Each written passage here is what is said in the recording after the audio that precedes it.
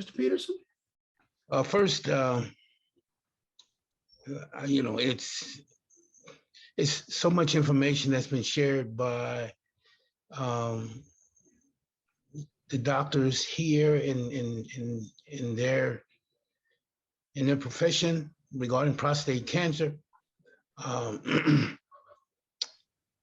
you know, I've never heard of Dr. Roche until I met Dr. Palmer and other colleagues, prostate cancer survivors, and how they mention his accolades in his field. Uh, but listening to him and others, uh, uh, a plethora of information and knowledge that exists here. However, my journey has simply been this. When when first detected, um, it, yeah, I was scared, frightened, um, didn't know who to talk to. The importance of a support group um, for me was needed, but it didn't exist as I knew it at that particular time. Um, Mine was, I think I had a PSA of 7, and that was around 2002. I worked in the union for San Francisco bus drivers. And so, you know, which is a lot of men. However, I was frightened with this, and it was like I was on an island by myself. I knew absolutely no one to communicate to me what this was all about. Uh, the need the need of education, as I've learned from Dr. Palmer, the need of education actually is part of the cure. And I found that out as I continue to be a part of one of the support groups um, that is so important for African Americans, uh, period, to be educated. That and that alone can answer a number of questions that could deal with a tremendous amount of fright that takes place, that loneliness that's there. So my healing, if you will, wasn't so much as going through the process, it was learning about the process. And as I've learned, even right now, being educated, even more so, that there's always hope. Because the other thing I will say this, and I don't want to take too much time. I want to say this: when cancer, when that word comes out, not just in prostate cancer, doom pops up immediately, immediate doom.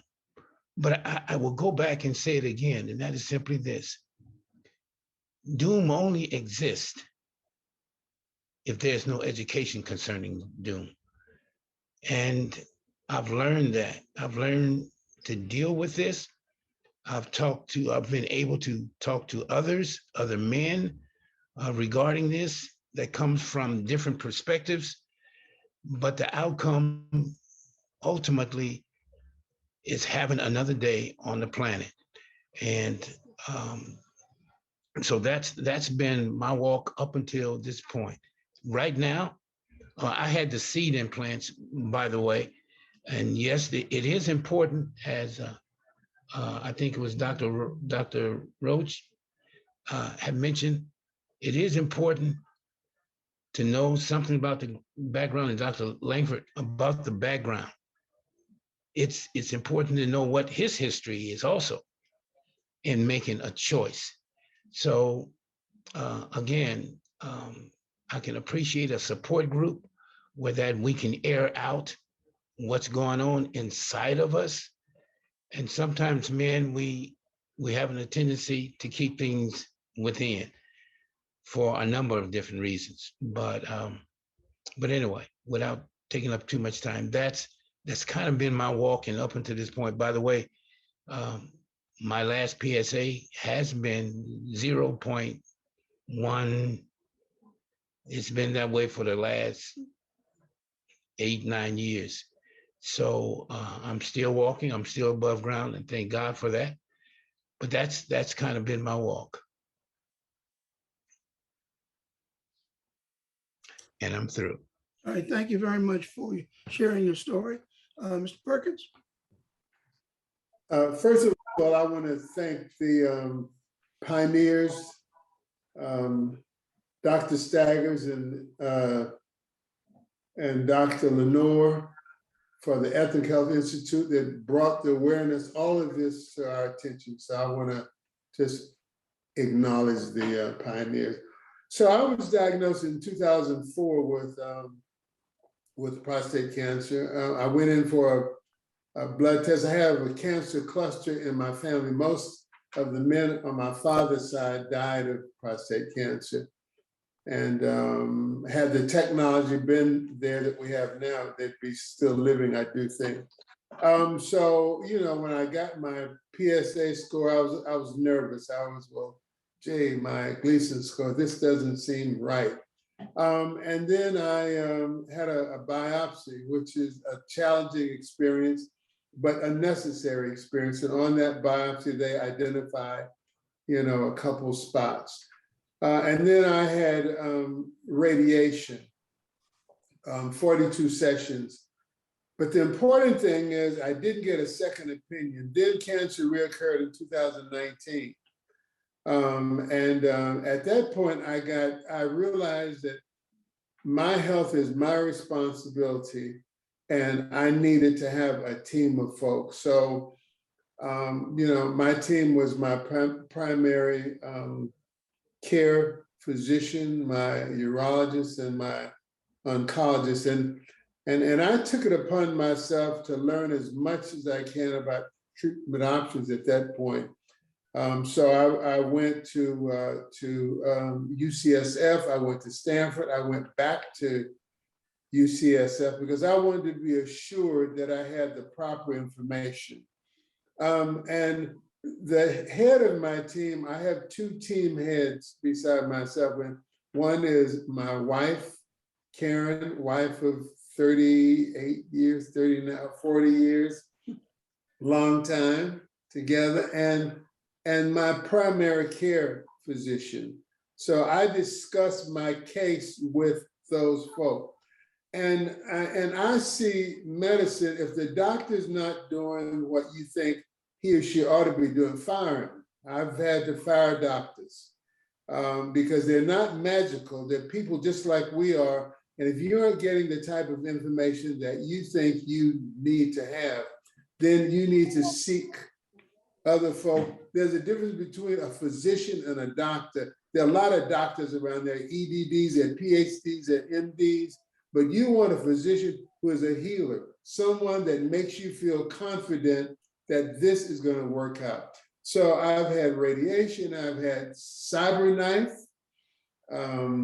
thanks to Dr. Roach, and I've had hormone therapy, Lupron, and I still have menopause, which I get hot as hell and freezing cold, and it still continues, but I'm alive. And the other thing I want to say to the men out there, don't worry about whether you're impotent or not impotent. Worry about living. That's the important thing. That the other stuff doesn't matter as long as you are alive and can breathe. And I'm going to turn to my caregiver because she's had to go. Lenore, she's not challenged with me, man. This is the best thing ever happened. So thanks for having this. I really do appreciate this and the opportunity to share. I'm not going to go into the challenges because I will have to say, I think I have a I'm very fortunate in having a husband who really has taken responsibility for his health. He understands what it means to have a medical team.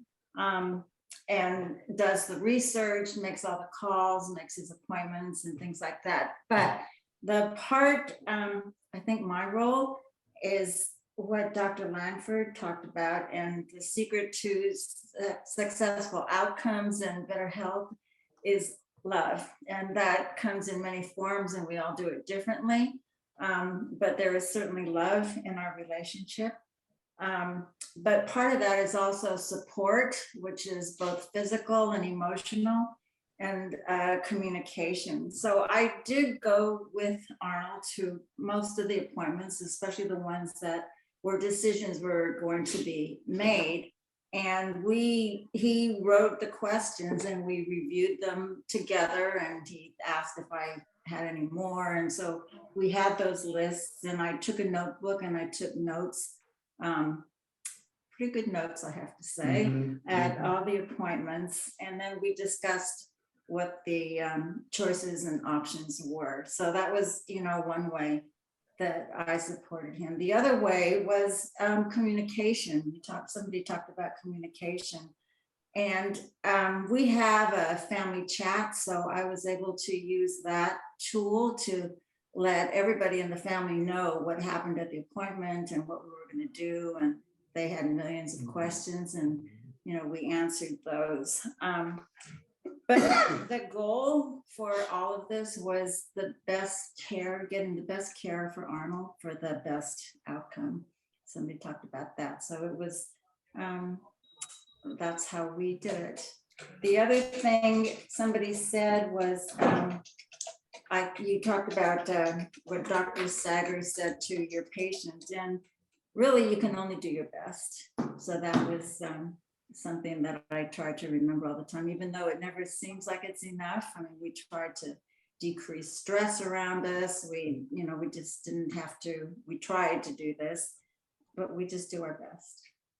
And I just want to close by saying, having a good attitude and staying informed is key. If you have an attitude that you're going to die, then you're moving in that direction. My attitude is I'm going to live, and my philosophy is keep it moving. Well, yeah, I think that's very important. I think it's interesting though how partners deal with it differently. My wife was a little different. I'm not sure how much love was involved, but certainly there were some orders that you're going to go and get this done, and you're not going to mess around any longer. I'll share just a couple of minutes of my own story, because as a physician, you would think my challenges would be different, because I'm a physician, I know the system. But to be quite frank, I think that many of the challenges that you faced, Mr. Peterson, I faced as well. I went to my doctor downstairs there because I just wanted confirmation that I was in great shape. And at the end of the exam, he said, "Do you want the digital rectal?" And I said, "Well, I was going to debate this," but he already had the glove on, so I really, we kind of rolled in digital rectal. Oh man! And that's where he found the spot, and that's what sent me to the urologist, and it started to roll real quickly. I didn't have a PSA at that time, and so I got a PSA. And what's crazy about it, Mr. Peterson, is they give you your CBC and all that stuff right away, but they make you wait 4 or 5 days for the PSA, and you're thinking all kinds of things. You want to go in and look at your will. You don't know what's going to happen. And so it turned out to be one of those nights when the power went out. But I'm looking all the time at Quest to see when they're going to bring my PSA. And so the first number I saw was 7,000. 7,000. And I put the thing down. I just figured, well, I kind of woe is me. I didn't realize that was the white count. It wasn't the PSA. And so the PSA turned out to be 7, and subsequently went to 6, and subsequently went to 4 before I had any treatment. But that's when I started looking for a urologist. And then I also working with Dr. Roach. But one final thing is that, before you get the MRI, they want to put these little gold seeds in so that they can know where to go and look for the cancer. All right, so I'm on the table at UCSF. And then the woman comes down and says, "Well, you don't have the approvals for this procedure." So, I got all kind of insurance. And you don't have, I had to get up off the table and go and make another appointment to come back and get the second one. But it was all pretty much downhill from there. Dr. Roach explained everything. Dr. Langford walked me through all the stuff. And that's how I ended up listening to the Temptations over the Cyberknife. But my wife is not, I'm not sure love, I didn't sense love when she was involved. She get in there and get this done. You're talking about it to everybody else. You better go and see this doctor and do it right now. And I don't want to hear anymore. So, that's kind of the love. I guess that's tough love, huh?